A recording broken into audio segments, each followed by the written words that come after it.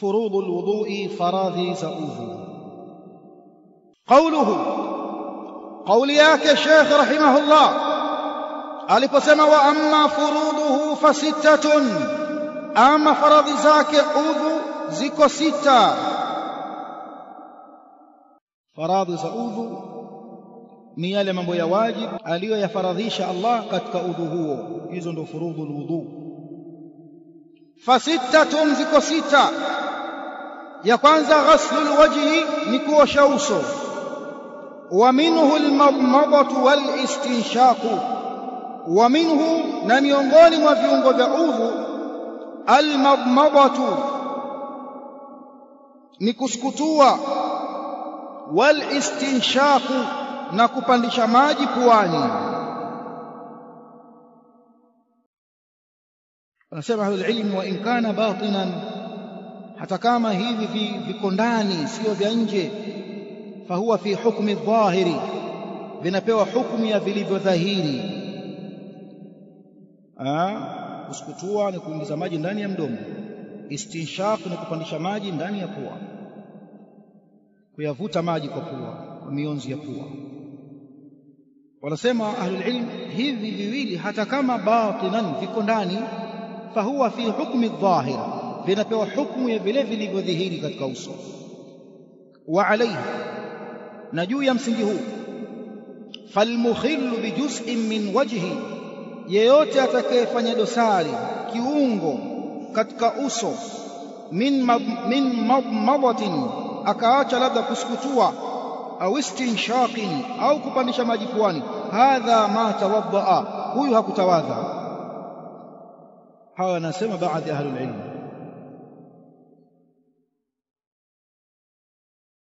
Wengine wanasema kusukutua ni katika sunna, lakini wengine kama mnavyoona hapa wamelihesabu jambo la kusukutua ni sehemu ya uso, na uso ni kiungo cha faradhi. Kwa kujiondosha kwenye ikhtilafu za ahlul ilm, yafanya haya. Wa hadduhu, na mpaka wa uso, tulan, kiurefu. Yani uso mpaka wake ni upi uso? Ni ipi haddi ya uso? Tulan, kiurefu. Wa hadduhu, na mpaka wake uso, tulan, kiurefu, min manabiti sha'ri ar-ra'si, ni pale panapoanza kumea nywele za kichwa, kwenye komo hapo, ila dhiqni, mpaka chini ya kidevu. Wa ardan, na kiupana, ila furu'il udhunaini, mpaka katika furu' ya masikio mawili, فروع الأذنين. فروع الأذنين kiupana, huo ndo mpaka wake. Wewe huwezi kwenda mpaka nyuma ya sikio kadha, kwenye furuu hizi hapa. Wa ghaslu al-yadaini ila al-mirfaqaini, na kuosha mikono miwili. Hivi ni viungo vya faradhi kwenye udhu. Wa ghaslu al-yadaini ila al-mirfaqaini, na kuosha mikono miwili mpaka kwenye viwiko viwili. Kwenye viwiko, sio kwamba utaishia kwenye kiwiko chenyewe, utavukisha mbele yake kwa kiasi kidogo. Ndivyo wanavyosema ahlul ilm. Kisukusuku ndio kiita kisukusuku, ndio nasema kipepsi, ampiga kipepsi ndio kibichi hapa, kisukusuku, kiwiko. Wa mashu jami'i ar-ra'si, na kupakaa, sio kuosha, kupakaa kichwa chote. Wa minhu al-udhunani, na katika kupakaa kwenye kichwa pia masikio mawili. Kwa maana maji yale yale yaliyomganda kwenye mikono yake katika hali ya kupangusa kichwa chake, yaliyobakia kwenye vidole vyake, hayo apanguse masikio yake. Tena apanguse masikio albatin wa dhahir, ndani na nje, ndani ya masikio na nje ya masikio. Na wala asichukue maji mengine mapya kwa ajili ya masikio, kama tunavyowaona watu wanapotawadha, baadhi ya watu anajipangusa kichwani afu anachukua maji mengine anajipangusa kwenye masikio yake, ni yale yale ya kichwa. Kwa maana utakupangusa baadhi ya vidole havitogusa cha shahada la dole gumba upande wa kulia na mkono wa kushoto, hivi vitakuja kupangusa masikio. Viko ambavyo vitakuwa juu ya masikio kwa maana kwa nje, na viko vya ndani vitakapoingia vidole vya shahada. Na ni bid'a baada ya hapo mtu akajipangusa nyuma ya shingo yake, ni bid'a kama anavyoonekana baadhi ya watu wanapotawadha, bid'a. Wamesema hivyo ahlul ilm akiwemo al-allama al-albani. Wa minhu al-udhunani, na katika kupangusa kwenye kichwa yapanguswe masikio mawili. Wa ghaslu ar-rijlaini ila al-ka'baini, na kuosha miguu miwili mpaka juu ya kongo mbili. Ka'baini ni macho mawili ya miguu, kongo mbili. Kwa hiyo juu ya kongo mbili, sio uishie hapo kwenye macho yenyewe, unavuka juu yake kidogo. Faradhi ngapi hiyo? Faradhi ngapi? Ya kwanza nini? Ghaslu alwajhi. Ya pili ghaslu alyadayn. Ya tatu mashu jamii alras pamoja na aludhunain. Ya nne ghaslu arrijlain walka'bayn. Ya tano watartibu, na mpangilio kwamba ni hiki baada ya hiki, hiki baada ya hiki, hiki kwanza kisha hiki. Atakayechanganya au atakayeweka kinyume wanasema halilmi falau nakasa lam yasiha, akigeuza mpangilio uliowekwa katika hali ya kutawadha, akaanza kuosha mikono kisha kaja uso, mfano nakasa, huyo lam yasiha au tusih, kwa kuwa ule mpangilio ni faradhi, ni wajibu. Ya ngapi hiyo? Faradhi ya ngapi hiyo? Ya tano. Faradhi ya sita walmuwalatu maana yake nini? Na kufuata mfuatilio almuwalatu, kwa maana kuosha kiungo kabla ya kukauka kilichotangulia kabla yake. Usichelewe kuosha kiungo fulani ambacho kile cha kabla yake kikawa kimeshakauka, hujafanya almuwala. Umeosha uso alafu unapiga story kidogo, uso ukawa umeshakauka, alafu huko na unakuja unaosha mkono. La, hapa hujafanya almuwalat, ule mfuatilio unaotakikana. Wadalilu qawluhu ta'ala, na dalili juu ya haya ni kauli yake Allah mtukufu aliposema katika suratul Maida aya ya 6, ya ayyuhalladhina amanu, enyi wale ambao mmeamini, idha qumtum ila salah, pindi mtakaposimama kwa lengo la kutaka kuiendea sala, faghsilu wujuhakum, osheni nyuso zenu, wa aidiakum ila almarafiqi, na mikono yenu mpaka kwenye viwiko, wamsahu biruusikum, pakaeni vichwa vyenu, wa arjulakum, na osheni miguu yenu, ila alka'baini, mpaka kwenye kongo mbili. Maida aya ya 6. aya hii wanasema ahlul ilm dalil ala ghasl alwajhi, ni dalili ya kuosha uso, ni dalili aya hii ya kuosha mikono miwili mpaka kwenye viwiko viwili, ni dalili juu ya kupakaa juu ya kichwa, kadhalika ni dalili juu ya kuosha miguu miwili mpaka kwenye kongo mbili. Zimebakia dalili za kusukutua, za kupandisha maji puani. Ama dalili ya al-madmada wal-istinshaq,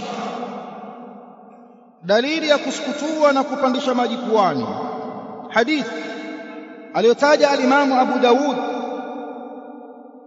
kutoka katika hadithi ya sahaba Laqit ibn Sabira, wengine wanasema Laqit bin Sabra, Laqit bin Sabira wamemdhibiti hivyo, Laqit kwa taa mwisho, Laqit ibn Sabira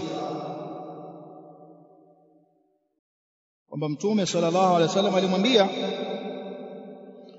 idha tawadda'ta famadmid, dalili ya al-madmada hiyo. Idha tawadda'ta famadmid, utakapotawadha sukutua. Rawahu Abu Daud. Ama dalili ya al-istinshaq, hadithi imepokea al-Imam at-Tabarani kwamba anasema Mtume Muhammad sallallahu alaihi wasallam wa idha tawadda'a ahadukum falyaj'al fi anfihi ma'a, atakapotawadha mmoja wenu basi aweke maji kwenye pua yake, ayavute kisha ayatoe.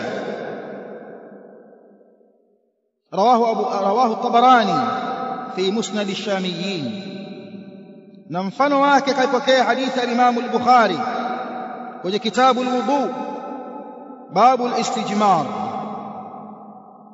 na amepokea mfano wake Muslim kwenye kitabu at-tahara.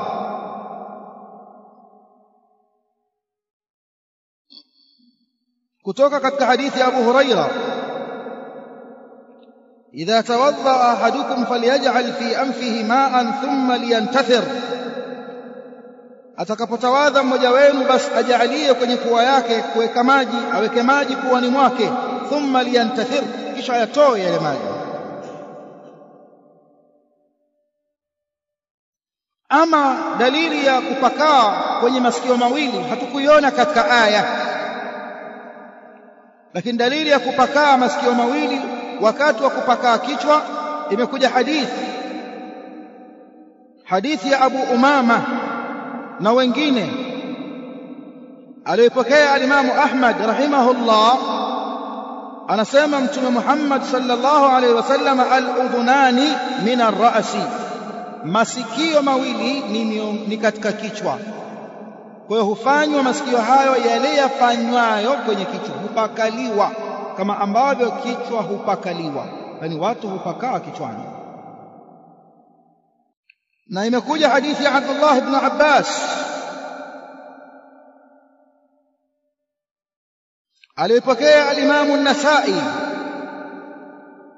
ikibainisha masala haya ya kusukutua na kupandisha maji puani na kupakaa kwenye kichwa pamoja na kupakaa masikio mawili nje na ndani yake. Hadithi ibn Abbas anasema tawadda Rasulullah sallallahu alayhi wasallama, alitawadha mtume wa Allah sallallahu alayhi wasallama, fagharafa gharfatan, akamchota tama au funda la maji kwenye mkono wake akalitia mdomoni, famadmada, akasukutua, wastanshaqa, na akapandisha maji puani na akayatoa. Thumma masaha bi ra'sihi wa udhunayhi, kisha akapangusa kichwa chake pamoja na masikio yake, batinihima, ndani ya masikio yake, bisababataini, kwa vidole vyake vya shahada sababa, wa dhahirihima, na nje yake akapangusa kwenye masikio yake, biibhamaihi, kwa madole yake gumba. Rawahu an-Nasa'i.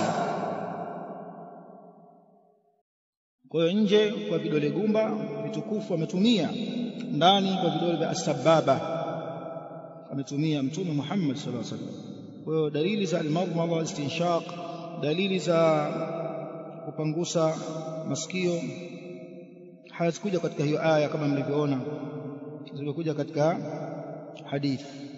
Na wale ambao wameingiza kwenye aya ni wale waliosema wa minhu, na katika huo uso al-madmada wal istinshaq, na katika kupakaa huko kwenye kichwa al-udhunani, masikio mawili. Nao anasema hafidhahu Allah, wa dalilu tartibi hadithu, na dalili ya mpangilio hadithu ni hadithi ya Jabir, ibda'u bima bada Allahu bih, anzeni na pale alipoanza napo Allah.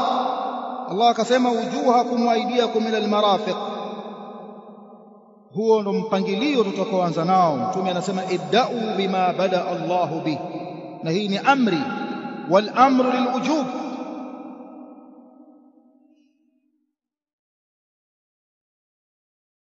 na kwa ajili ya amri hii ibda'u bima bada Allahu bihi, wamestadili kwa maana wamejenga hoja baadhi ahli ilmi ala annahu, juu ya kwamba huyo mwenye kutawadha huyo lau kama ataanza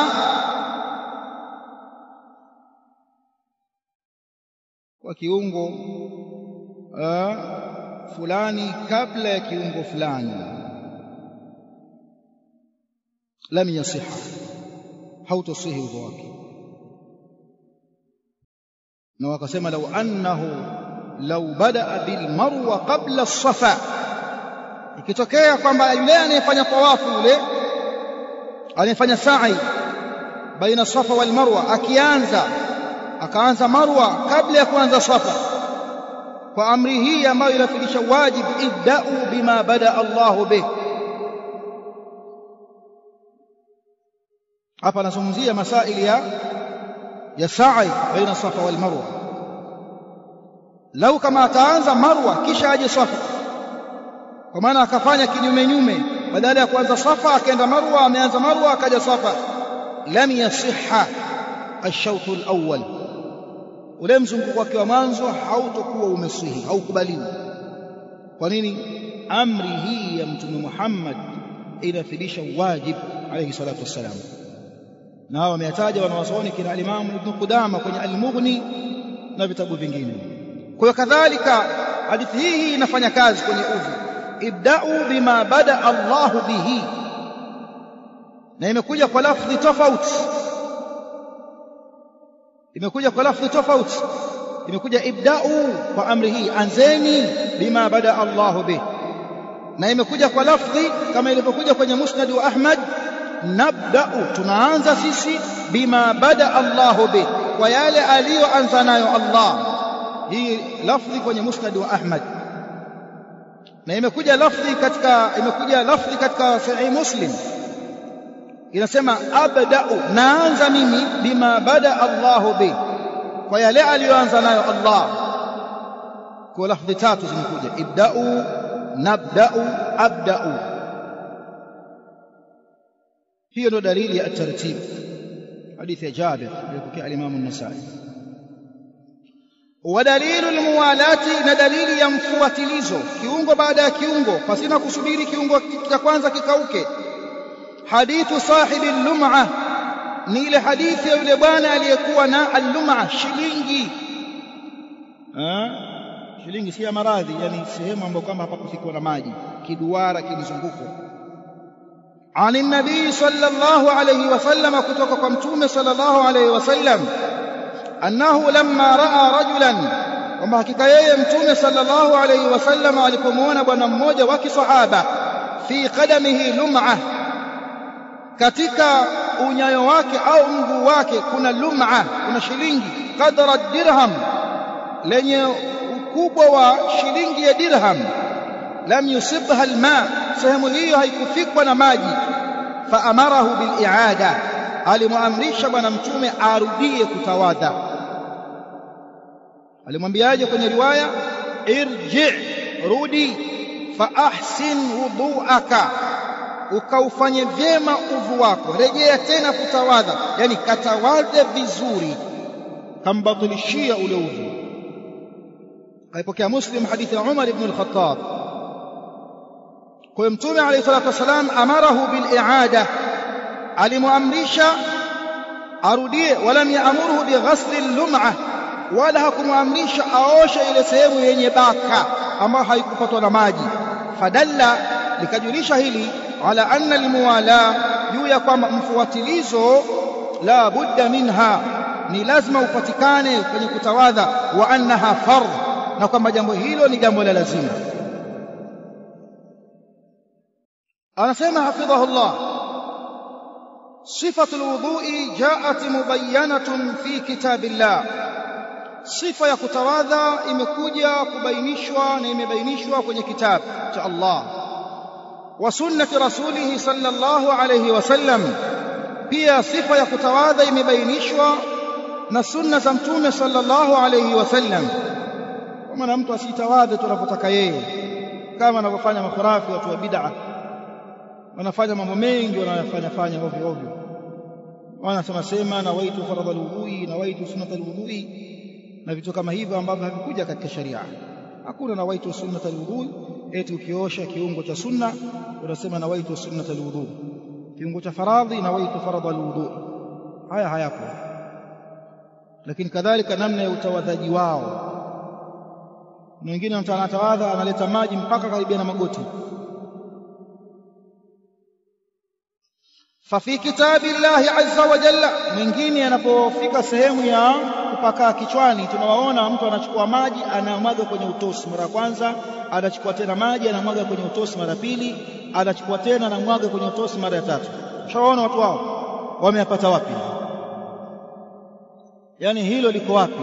Nani ameliona wapi? Hadithi gani? Mbona tunawaona wengi wanafanya hivyo? Yani kana kwamba wale labda wana hadithi zao nyingine ambazo wanazisoma kutoka kwa Mtume Muhammad sallallahu alaihi wasallam zisizokuwa hadithi hizi ambazo zipo kwenye Bukhari, kwenye Muslim, Tirmidhi, Abu Daud, Ibn Majah. Angalieni kwenye msikiti wa Khurafi watu wanapotawadha, mtu anajigusisha hapa 1 2 3, anaudhu yule, anaudhu. Mashaikh wanasemaje hapa kwenye kitabu? Wa mashu jamii ar-ra's, kupaka kichwa chote. Hadithi ya sahaba yasema fabada bimuqaddami ra'sihi ila qafahu, akaanza kupaka juu ya komo yake pale nywele zilipoanza kumea, akapeleka mikono yake ila qafahu, mpaka chini ya kisogo, kisha akarudisha tena pale alipoanzia. Wao mbona hawafanyi hii hadithi kwenye Bukhari na Muslim? Nani ana mashaka na Bukhari na Muslim katika ahlus sunna? Mpaka watu wa maulidi nani? Lakini mbona hawafanyi hivyo? Na mashekhi wao wapo kila siku, wanaingia huku wasoma maulidi, watu huko wasoma khitma, mara mongozana ameenda hivi, na watu kila siku wanakosea udhu. Kila siku msikiti hauna darsa ya kuwasomesha watu sifa ya swala ya Mtume Muhammad sallallahu alaihi wasallam. Dhima ya nani? Kama ambavyo angalia wanaposwali, angalia wanapopanga safu na maimamu wao ndo hao stau. Hapa na hapa kuna gap kubwa ambalo anaweza akapita kondoo, sio mtoto wa mbuzi, kondoo anaweza akapita. Yani hawajali kwa swali maimamu, hawajali. Allahu a'lam, taratibu za uimamu wanazielewa hawazijui, Allahu a'lam. Na ukitaka wewe kuzungumza unakwenda kuangalia kidogo na kuangalia kanzu fupi, hapa hakuna fursa hiyo, hakuna fursa hiyo. Sheikh wetu mmoja alitaka kutoa kalima kwenye msikiti, akatumia hila, kamfuata imam baada ya swala, watu wote wanamuona, akamwinamia kwenye sikio, bwana asalamu alaykum wa rahmatullahi wa barakatuh. Ilikuwa ni salamu ya siri, watu wengine hawakusikia. Watu anataka kuwajengesha sura watu kama ameomba idhni, alafu akasimama, alhamdulillah nahmaduhu wa nasta'inuhu, akazungumza, akachapa ile imamu sakawa anamvuta kanzu, anamvuta hivyo kama hasikii, anavutwa kwamba bwana nyamaza, bwana anaendelea. Alipokithirisha akampiga kikofi, imamu akaacha, akaendelea. Maana ukimwomba kwa ridhaa kwambia utakapozungumza nini, utakuzungumza kitu gani? Tauhidaa, mada hizo zitafarikisha watu. Utakapozungumzia mahur laini, uzungumzia udhu, sawa, mambo kama haya hapana. Maana utagusa wewe mambo ya hirisi, utagusa si mambo ya wapi. Mada hizo zinaleta furqa baina almuslimin, يفرق الأمة. Sasa Allahu aalam wanafanya nini. Na msikiti mmoja nimeswali Khurafi hapa Magomeni, msikiti mkubwa wa Khurafi. Siku hiyo kuna ustadhi ni imamu ile atoa darasa, anasomesha ile hadithi gani? Hadithi inasema innahu man ya'ish minkum ba'di fasayara ikhtilafan kathira fa'alaykum bisunnati wa iyyakum muhdathati al-umur. Sasa nataka niseme ngoja nimsikie leo anatafsiri vipi hizi bid'a. anakwenda kwingine, mfano mtu kaja na dini nyingine, yale yale mambo ya bid'a wala hayagusi. Allahu musta'an. Nimekaa alikuwa, lakini alipofika hapo nikawa na ile laftul intibahi, nimezindukana, nataka nimsikilize bid'a anataja mfano wa bid'a gani huyo, ambao kwao wao pia wanakubali kwamba ni bid'a. Alhamdulillah, sisi kama katika sunna, alhamdulillah. Anasema fa fi kitabillahi azza wa jalla, katika kitabu cha Allah, jaat fi surati al-Maida, imekuja aya katika surati al-Maida fi qawlihi ta'ala, katika kauli yake Allah subhanahu wa ta'ala, au imekuja ubainifu, jaat bayina fi surati al-Maida fi qawlihi ta'ala, ya ayyuhalladhina amanu idha qumtum ila as-salah, udhu wanakosea, wakipanga safu wanakosea, wakiingia kwenye sala wanakosea, na waitu salli fadla salati adh-dhuhri. Kwa hiyo makosa yako kwenye udhu, makosa yako kwenye takbiratul ihram, makosa. Mtu anapiga takbira ihrami mara 3 mara 4, yani naona kwamba bado haijakubali. Itwaje ile wanaita nia, usalli Allah, takbira pia, kwenye takbira pia wanajikosesha hapo, Allahu akbar, mtu kavunja ile nafsi yake, anamwambia bado. Kwa nini? Ameambiwa kwamba ukipiga unapiga ile, yule moyo wako utakuwa uendane na ile takbira, yani pasiachane pale. Ndio dhiki zote hizi muqtarinan bi fi'lihi, wanaandika kwenye vitabu vyao vya Kishafii vidogo vidogo. Kwa hiyo na mambo mengi. Kwa hiyo mpaka awe na yakini kwamba hapa moyo sasa na haya yasema yameendana, yakipishana kidogo bado mpaka yaendane. Kwa hiyo aweza karudia mara 3 mara 4, yeye kwa Allah Allahu akbar, ndio gia imeingia sasa hapo. Wana dhiki sana kwa bid'a, wallahi alazim, pata taabu sana. يا أيها الذين آمنوا إذا قمتم إلى الصلاة فاغسلوا وجوهكم وأيديكم إلى المرافق وامسحوا برؤوسكم وأرجلكم إلى الكعبين. أرجل لا منها إن فتحة هي مناكن رجيها كوني غسل كوني كوشا وأرجلكم وامسحوا برؤوسكم وأرجلكم إلى الكعبين. ومعنى قوله إذا قمتم إلى الصلاة، معنى قول yake mtume aliposema sallallahu alayhi wasallam, mnaposimama kuiendea sala, ay aradtum alqiyama laha, pale mnapotaka kusimama kuisimamia na kuiendea hiyo sala. Wa antum ala ghairi tahara, ila hali nyinyi mkawa hamna tahara.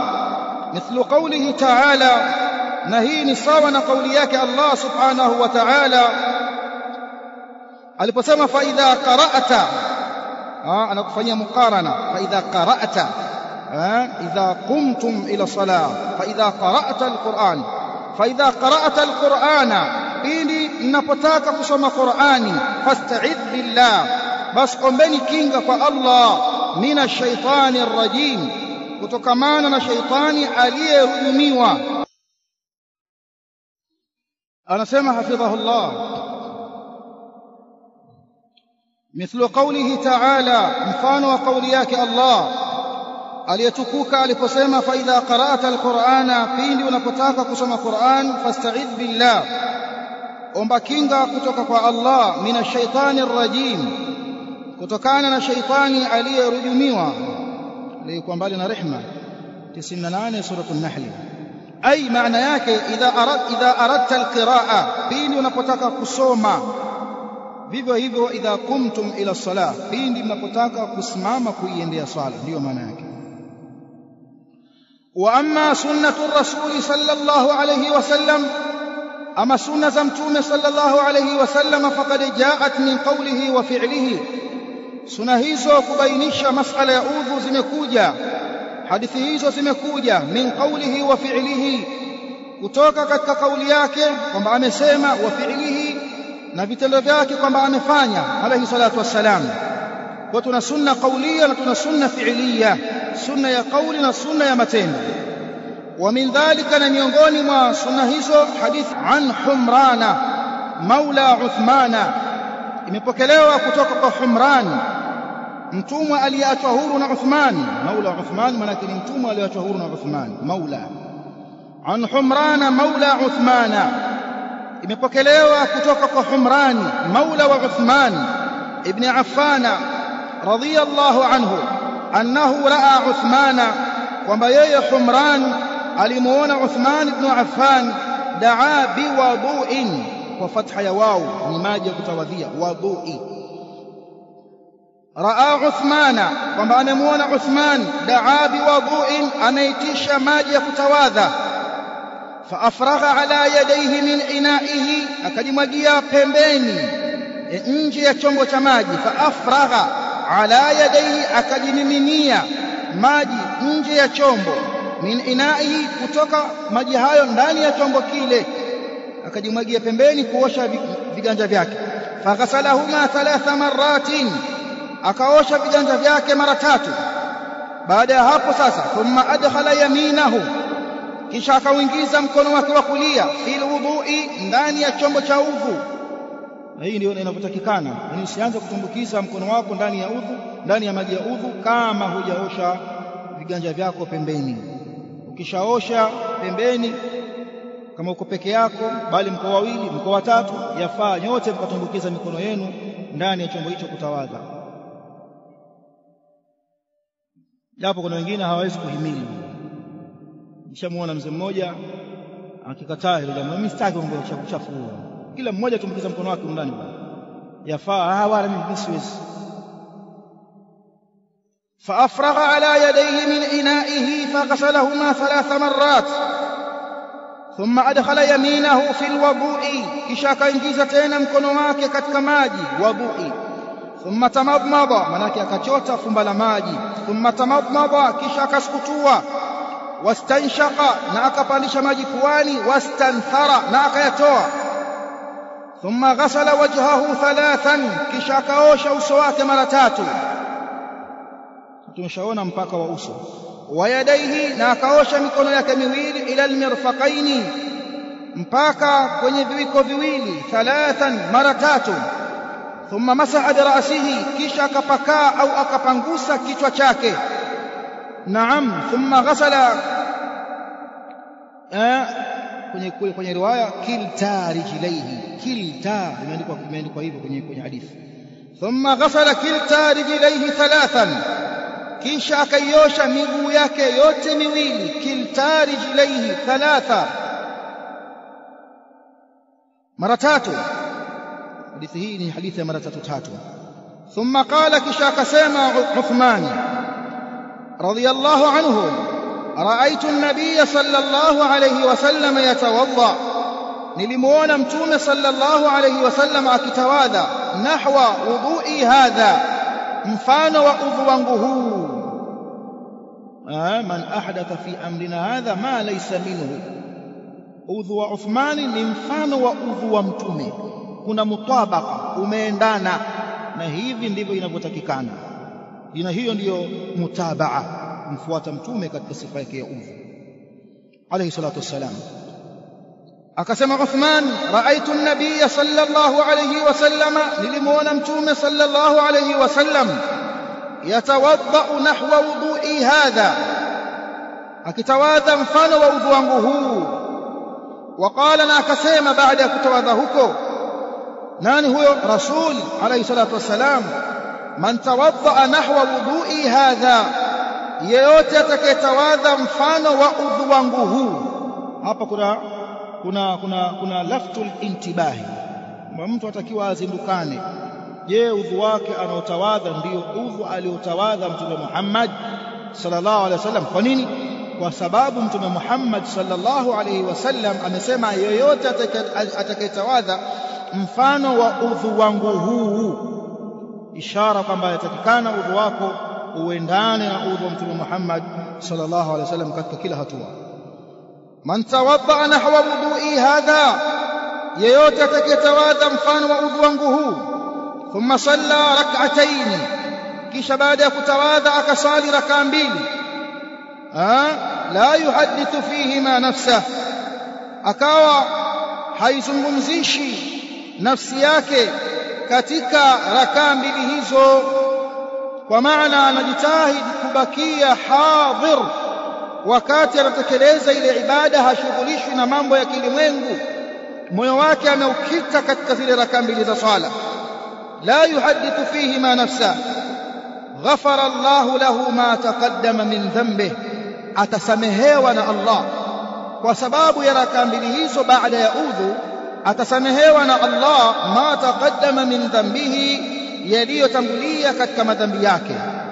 Wanasema ahlul ilmi, madhambi hapa yanakusudiwa as-saghair, madhambi madogo kwa mujibu wa jumhuri ya ahlul ilmi, sio madhambi makubwa. Madhambi makubwa yanahitajia tauba mustakilla, toba yenye kujitegemea.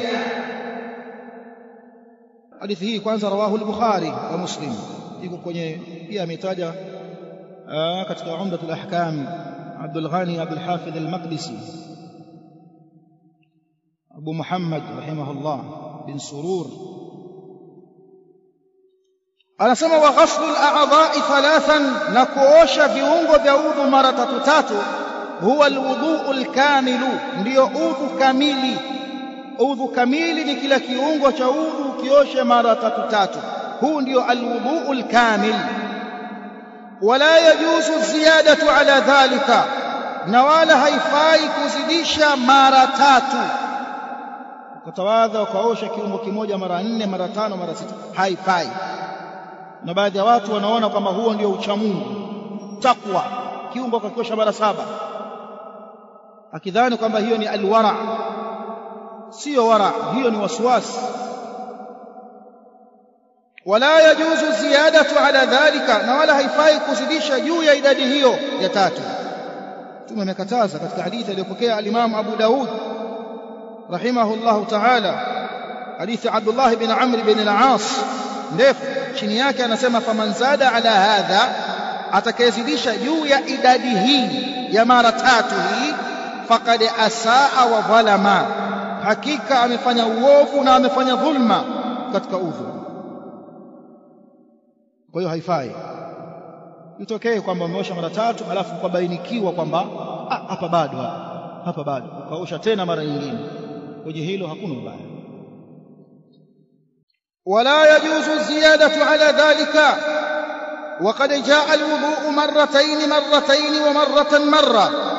وقد جاء الوضوء نبيا imekuja katika sifa ya kutawadha marrataini, mara mbili, kama ilivyokuja hadithi ya Abdullah bin Zaid akizungumzia sifa ya udhu wa Mtume alayhi salatu wassalam. Abdullah bin Zaid, hadithi ametaja al-Imam al-Bukhari kutoka kwa Abdullah bin Zaid radiyallahu anhu, anasema anna an-nabiy sallallahu alayhi wasallam tawadda marrataini, kwamba Mtume sallallahu alayhi wasallam alitawadha kiungo kimoja mara mbili, yani hiki mara 2, hiki mara 2, hiki mara 2. Hadithi ya Abdullah bin Zaid inataja mara 2, inafaa. Wa marratan marra, na pia katika sifa ya udhu ni kutawadha kuosha kiungo kimoja mara moja. Naam, kama ilivyokuja hadithi ya Abdullah bin Abbas aliyotaja al-Imam al-Bukhari, anasema Ibn Abbas radiyallahu anhuma, tawadda an-nabiy sallallahu alayhi wasallam marra, alitawadha Mtume Muhammad sallallahu alayhi wasallam mara moja. Lakini hiyo mara moja hiyo maji yafike vyema kwenye kiungo husika, na hii ndiyo sifa ya udhu wa wajib. Wal wudhu al-wajib, na udhu wa wajib maratan wahida, ni kukiosha kiungo kimoja mara moja. Mustaw'ibatan jami'a a'dha'i al-wudhu, hiyo mara moja iwe imeenea kuvienea viungo vyote vya udhu. Amesema al-Imam an-Nawawi al-Shafi'i rahimahullah, وقد أجمع المسلمون، na wamekubaliana waislamu ala anna alwajiba fi ghasli al-a'dha'i, juu ya kwamba idadi ya wajibu katika kuosha viungo vya udhu marratan ni mara moja. Wa ala anna 3 sunna, na juu ya kwamba kukiosha kiungo kimoja mara 3 ni sunna, lakini wajibu ni mara moja. وقد جاءت الاحاديث الصحيحه، na zimekuja hadithi sahihi bil ghasli marratan marra, ambazo hufidisha kwamba kiungo kimoja kinafaa kuoshwa mara moja moja kama tulivyoona kwenye hadithi ya Ibn Abbas. Wa thalathan thalatha, na kiungo kimoja kuoshwa mara tatu tatu kama tulivyoona hadithi ya Uthman bin Affan kutoka kwa Humran.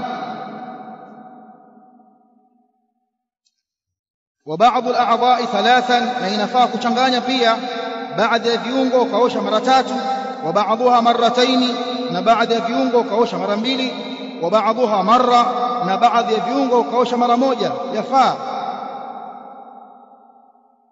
Qala al-ulama, anasema Nawawi anaendelea kusema rahimahullah, qala al-ulama, wamesema wanawazuoni, fa ikhtilafu fiha, kukhtalifiana idadi hizi za kuosha viungo katika udhu katika hadithi za Mtume sallallahu alaihi wasallam, dalili hii ala jawazi dhalika kulli, juu ya kujuzu aina zote hizo. Haya ameyasema kwenye sharhi yake akisherehesha sahihi Muslim, al-Minhaj fi sharh sahihi Muslim ibn Hajjaj. Na mfano wa hayo ameyasema al-Imam Shawkani Muhammad bin Ali rahimahullahu ta'ala al-Yamani katika kitabu chake Nailul Awtari, akasema wa anna thalatha hiya al-akmal,